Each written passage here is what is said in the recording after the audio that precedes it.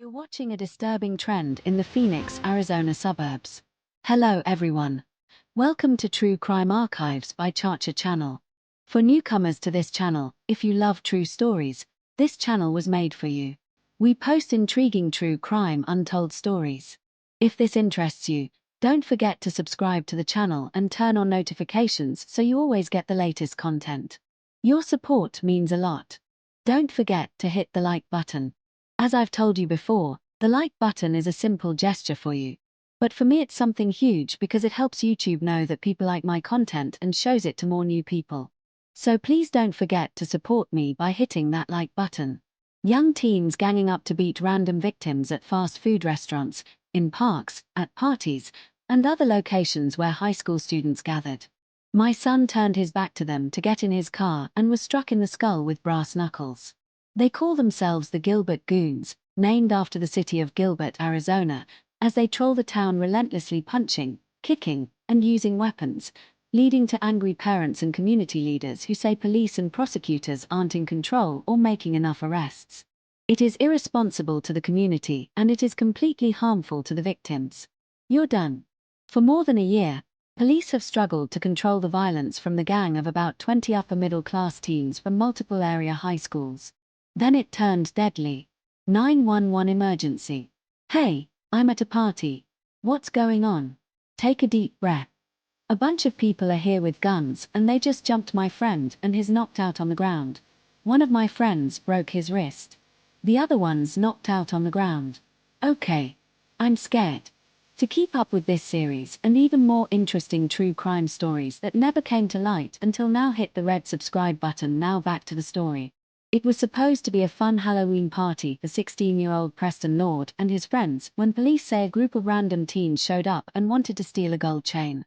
Fox 10 Phoenix reporter Justin Lum has been covering the growing violence residents have been complaining to police about for months. Preston Lord and his friends were on the way out and this chain became the focus of the suspects. And as Preston Lord tried to basically defend his friend and prevent this from happening, that's when the attack took place. I don't know the people that are here. We don't have any beef with them or anything. Did you see the people that assaulted them? They all had ski masks on and it was... How many was it? A lot.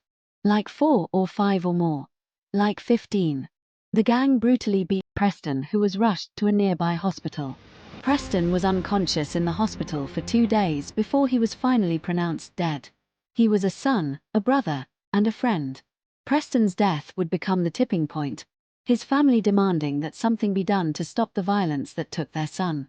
The devastating loss of Preston's life was due to unnecessary violence. Our child would never be coming home. And we need to prevent this from ever happening again. We are going to be relentless about this and we're not going to stop until we have everybody in custody. But bringing the mob to justice would be a challenge. It's not as easy as people think. These videos have been circulated time and time again. For police, the challenge is locating that source of that video, identifying the person that was involved or the persons that are involved. After Preston's murder, his parents were joined by other residents who had been affected by the so-called Gilbert Goons. My son, who was 16 at the time, was a victim of a gang-style attack. He immediately felt blood gushing down his head and back but was able to get in his car and leave to get help. The victims and their families deserve justice and our youth deserve to feel safe. Tonight we stand together. Neighbors held vigils to remember honor student Preston Lord as a county attorney grew frustrated by some media reports that arrests for his death weren't coming. You are telling the community that you cannot trust the efforts of this office. This office is pouring in hours and resources to this. But there are also family members out there. There is a real 16-year-old kid who lost his life. We now have an active investigation in collaboration with our law enforcement partners to determine if the Gilbert Goons can be classified under Arizona law as a criminal street gang. Police continued their work and several months after Preston Lord was beaten to death. Today a grand jury has indicted 4 people in the murder of Preston Lord. 7 people were eventually charged in Preston's death, including a suspect in another Gilbert Goons case.